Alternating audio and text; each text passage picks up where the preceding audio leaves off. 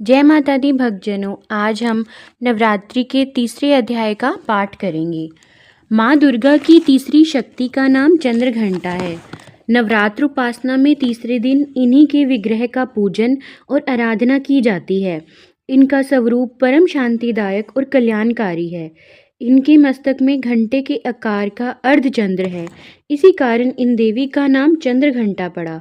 इनके शरीर का रंग स्वर्ण के समान चमकीला है। इनका वाहन सिंह है। हमें चाहिए कि हम मन, वचन, कर्म और शरीर से शुद्ध होकर विधि विधान के अनुसार माँ चंद्रघंटा की शरण लेकर उनकी उपासना आराधना में तत्पर हों। इनकी उपासना से हम समस्त सांसारिक कष्टों से छूटकर सहज ही परम पद की अधिकारी बन सकते हैं। तीसरा अध्याय आरंभ करते हैं। श्री मार्कंडेय जी बोले, दैत्यों की सेना को इस प्रकार तहस नहस होते देख महादैत्य सेनापति चिक्षुर क्रोध में भरकर अंबिका देवी से युद्ध करने के लिए आगे बढ़ा। वह असुर रणभूमि में देवी के ऊपर इस प्रकार बाणों की वर्षा करने लगा जैसे बादल मेरुगिरी के शिखर पर पानी की धारा बरसा रहा हो। तब देवी ने अपने बाणों से उसके बाण समूह को अनायास ही काटकर उसके घोड़ों और सारथी को भी मार डाला। साथ ही उसके धनुष और अत्यंत ऊंची ध्वजा को भी तत्काल काट गिराया। धनुष कट जाने पर उसके अंगों को अपने बाणों से बींध डाला। धनुष, रथ, घोड़े और सारथी के नष्ट हो जाने पर वह असुर ढाल और तलवार लेकर देवी की ओर दौड़ा। उसने तीखी धार वाली तलवार से सिंह के मस्तक पर चोट करके देवी की भी बाईं भुजा में बड़े वेग से प्रहार किया। राजन, देवी की भुजा पर पहुंचते ही वह तलवार टूट गई। फिर तो क्रोध से लाल आंखें कर उस राक्षस ने शूल हाथों में लिया और उसे उस महादैत्य ने भगवती भद्रकाली के ऊपर चलाया। वह शूल आकाश से गिरते हुए सूर्यमंडल की भांति अपने तेज से प्रज्वलित हो उठा। उस शूल को अपनी ओर आते देख देवी ने भी शूल से प्रहार किया। उससे राक्षस के शूल के सैकड़ों टुकड़े हो गए। साथ ही महादैत्य चिक्षुर की भी धज्जियां उड़ गई। वह प्राणों से हाथ धो बैठा। महिषासुर के सेनापति उस महाप्रकर्मी चिक्षुर के मारे जाने पर देवताओं को पीड़ा देने वाला राक्षस चामर हाथी पर चढ़कर आया। उसने भी देवी के ऊपर शक्ति का प्रहार किया, किंतु जगदम्बा ने उसे अपने हुंकार से ही आहत एवं निष्प्रभ करके तत्काल पृथ्वी पर डाल दिया। शक्ति को टूटकर गिरी हुई देख चामर को बड़ा क्रोध हुआ। अब उसने शूल चला, किंतु देवी ने भी उसे बाणों द्वारा काट दिया। इतने में ही देवी का सिंह उछलकर हाथी के मस्तक पर चढ़ बैठा और उस दैत्य के साथ बाहुयुद्ध करने लगा। वे दोनों लड़ते लड़ते हाथी से उतरकर पृथ्वी पर आ गए और अत्यंत क्रोध से भरकर एक दूसरे पर बड़े भयंकर प्रहार करते हुए लड़ने लगे। तदंतर सिंह बड़े वेग से आकाश की ओर उछला और उधर से गिरते समय उसने पंजों की मार से चामर का सिर धड़ से अलग कर दिया।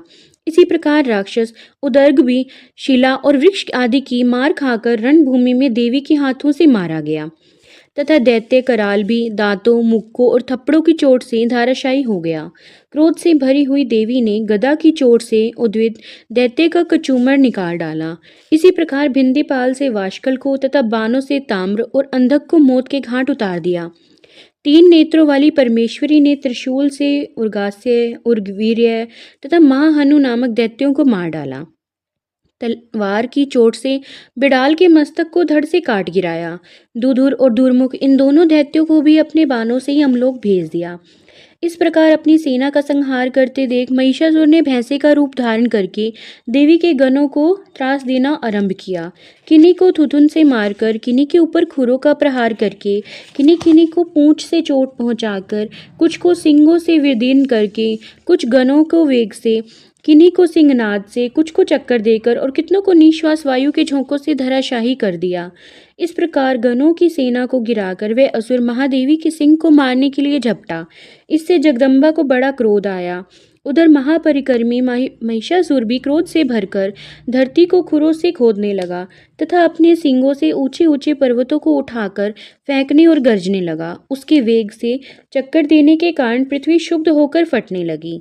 उसकी पूंछ से समुद्र चारों ओर से पृथ्वी को डुबाने लगा। उसके हिलते हुए सींगों के आघात के कारण बादलों के खंड खंड हो गए। इस प्रकार क्रोध से भरे हुए उस महादैत्य को अपनी ओर आते देख चंडिका ने उसका वध करने के लिए महान क्रोध किया। देवी ने पाश फेंक कर उस महान असुर को बांध लिया।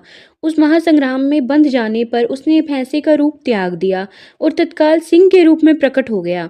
उस अवस्था में जगदम्बा जो ही उसका मस्तक काटने को तैयार हुई, त्यों ही वह खड्गधारी पुरुष के रूप में दिखाई देने लगा। तब देवी ने तुरंत ही बाणों की वर्षा करके ढाल और तलवार के साथ उस पुरुष को भी मरमाहत कर दिया।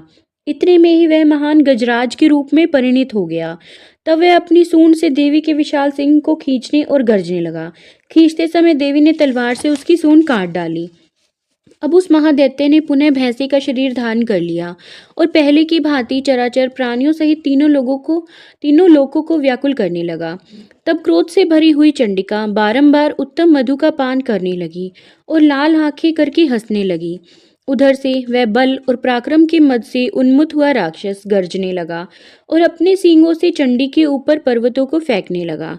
उसी समय देवी अपने बाणों के समूह से उसके फेंके हुए पर्वतों को चूर्ण करती हुई बोली। बोलते समय उनका मुख मधु के मद से लाल हो रहा था और वाणी लड़खड़ा रही थी।